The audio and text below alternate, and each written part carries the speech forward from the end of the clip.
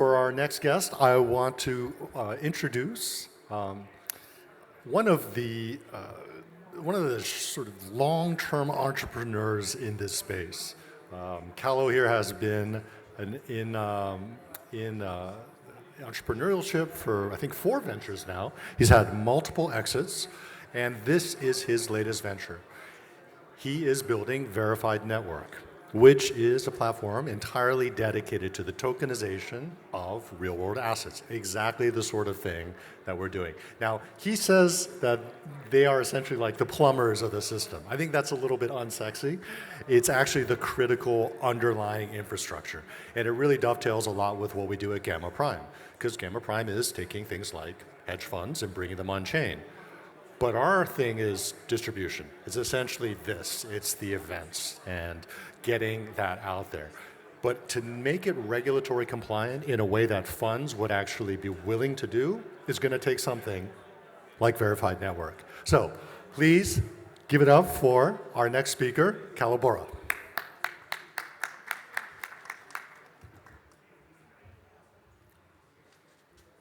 Good morning, everyone. Good to see you all, and it's great to be here at the Tokenized Capital Summit.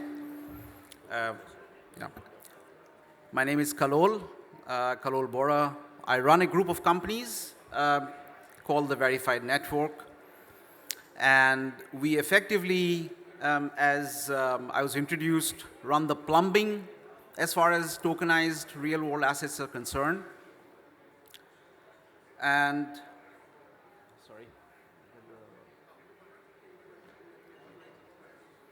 Sorry, I'll get the.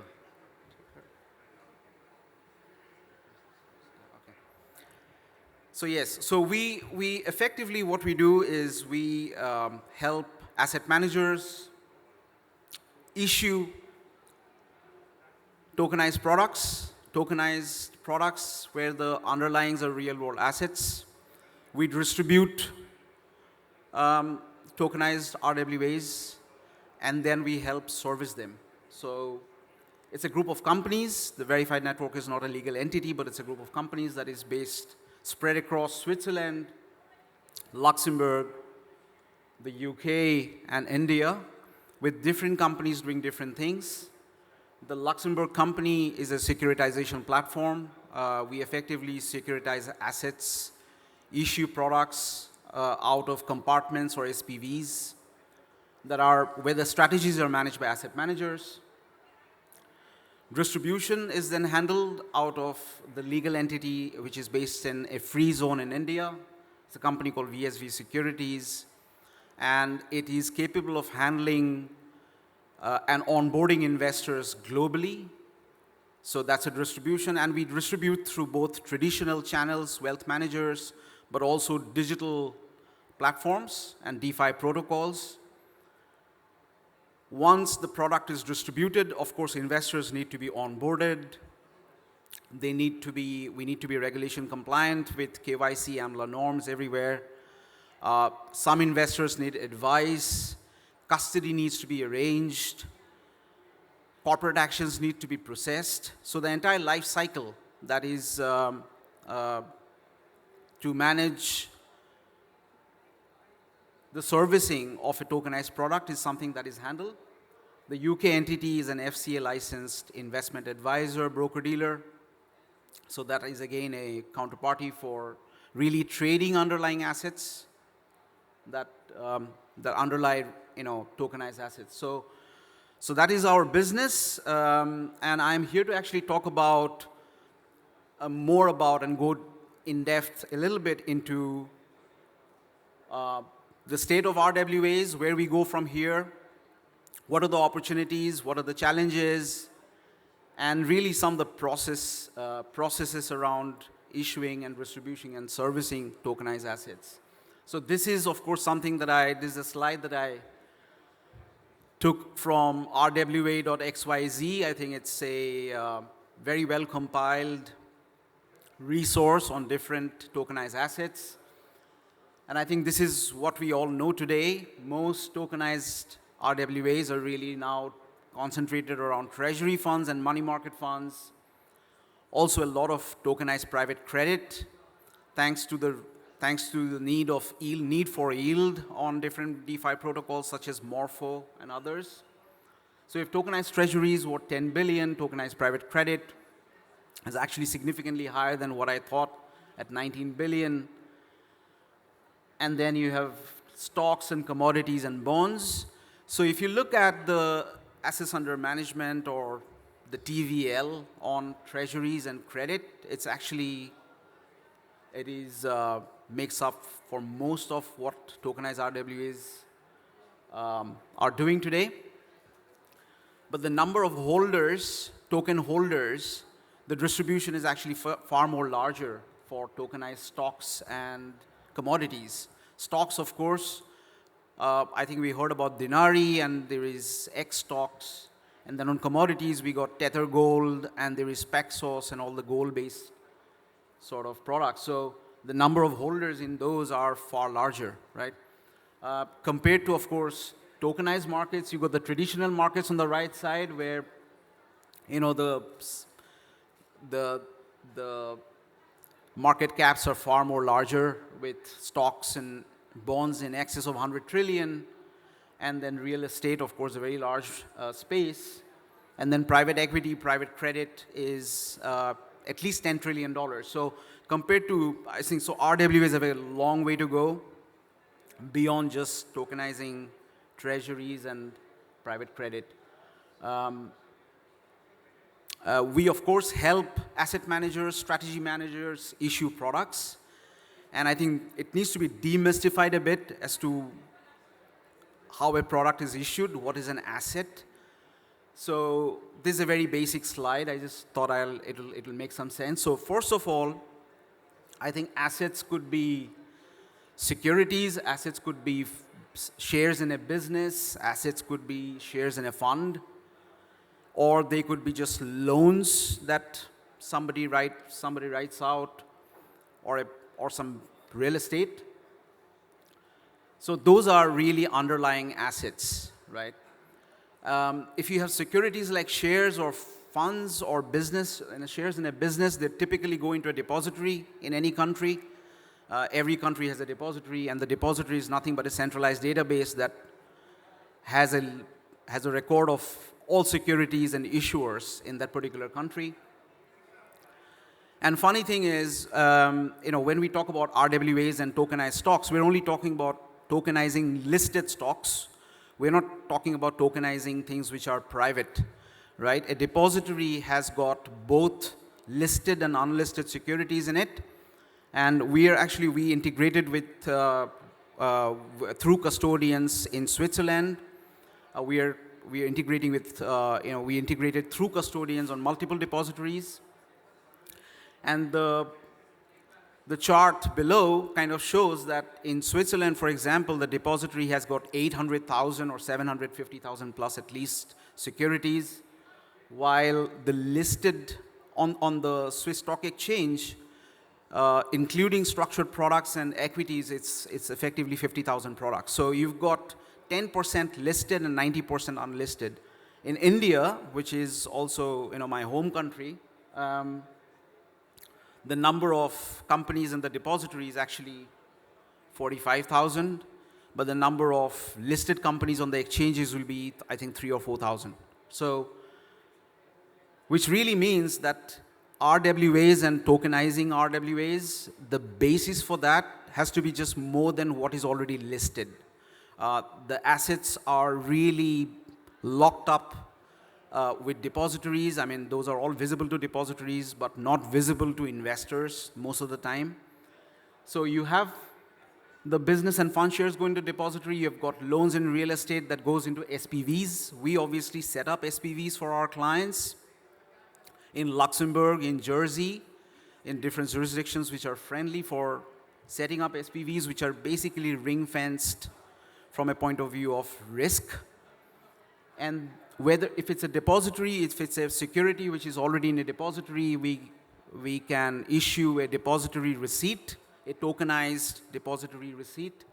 And if it is an SPV, the SPV will issue a note or a certificate. A note is typically for, We use it for debt, effectively a liability, and a certificate can track the underlying asset. So if it's a stock that you're securitizing, or if it's a fund, then a certificate can be issued.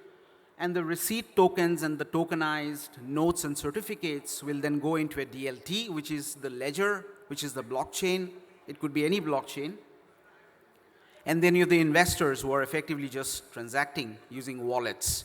So this is really the supply of assets. So assets could be private, assets could be public, assets could be loans or real estate that goes into an SPV, which then actually issues the token.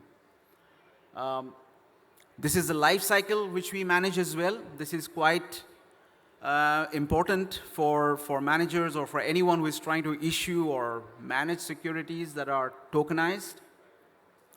Typically, asset origination is very important. This is, for example, if it's a loan portfolio, people will be interested to know what's the default on the underlying loans, what's the manager's credentials, and all of that. So asset origination is very important. Then we do the product issuance. So if it's a loan portfolio, you can say, okay, I'm going to take a small part of the loan portfolio and issue a security on it. So you have a product issuance. Then you distribute the product. Once the distribution happens, then subscription allotments need to happen. Of course, investors, you're not going to probably accept all investors, so you have subscriptions and allotments. And then you have corporate actions. And corporate actions effectively mean it could be voting on a resolution for a company. It could mean dividends, stock splits, anything that happens of significance. So on the asset side, on listed, it could be stocks, bonds, funds. Unlisted could be private equity stocks. So that's on the asset side. On products, which as I said, on the listed side, you could have depository receipts, token-based, structured products which are built on listed securities or listed assets. On the unlisted side, products could be equity-linked certificates or credit-linked notes, fund shares, etc. Right? So those are products. Those get tokenized. So you have the assets, you have the products that get tokenized. As far as distribution is concerned, I mean, we distribute through wealth managers. Many of them, of course, in Asia, in Singapore, in India, in the UAE, in Dubai, in Switzerland, in the UK. And wealth managers are typically, traditional. They own the relationship with the family offices, the investors. And they typically are not really quite bothered whether it's a token or it's not a token. They're more interested in who is managing the process, who is the manager, what's the credential, how good is the asset, and the more fundamentals. They're not too worried about whether it's token or not, of course.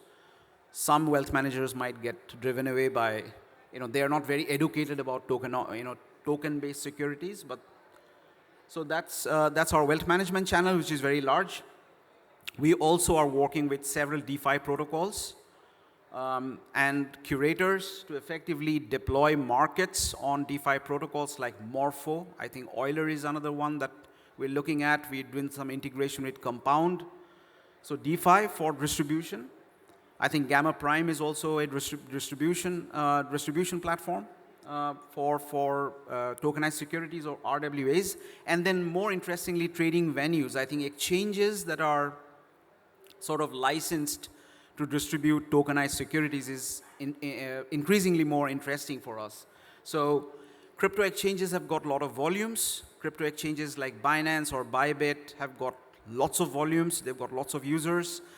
Those exchanges are not regulated to be trading as trading venues for securities, but we've got exchanges that are getting licensed in the EU. We've got 21X. I think in Hong Kong, Singapore, there is DGFT, there is AsiaNext, and there is BX in Switzerland, and there are quite a few exchanges. And those exchanges can have counterparties which are crypto exchanges, and we basically feed tokenized RWAs to the more regulated exchanges that can then use crypto exchanges as their downstream distribution channel. So that's the distribution part. And on servicing, we obviously we do portfolio. So, compliance is, of course, missing compliance is very important. So KYC, AMLA, onboarding is a part of servicing. but we also have trading and custody for the underlying assets, because if you're issuing a tokenized product, then you have an underlying asset that needs to be bought or sold, which we do. Arranging custody in various jurisdictions, we work with a lot of custodians, both traditional and digital asset. Accounting, which is transactions. Tax is very important. Before putting money is easy, but before you take out money, you need to clear your taxes. You need to make sure that withholding taxes are paid, all of that.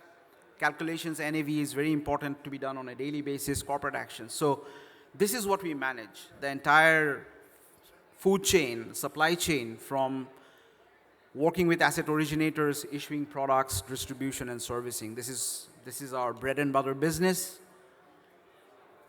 Of course, interesting opportunities. I'm not trying to tom-tom our own work, but tokenized private company shares are quite interesting for our clients. I think most of the pre-IPO kind of unicorns are in great demand. Superstate is tokenized Galaxy, I think, but there is no great demand for tokenization there. People just want to grab OpenAI and Anthropic and Grok and SpaceX and whatever. So we're looking at tokenizing some of them. Tokenized public listed stocks, I think X stocks, backed finance from Switzerland, and Kraken had launched X stocks, which is quite interesting. Of course, their model is different from what our model is. I won't get into that, but that is an interesting base because it lets investors around the world access stocks pretty quickly. Then we have tokenized public listed bonds, which is very interesting because corporate bonds, as you probably know, the minimum ticket sizes are 100,000, 200,000, 300,000. But if you tokenize them into $1 each, then it becomes available. So this is very interesting.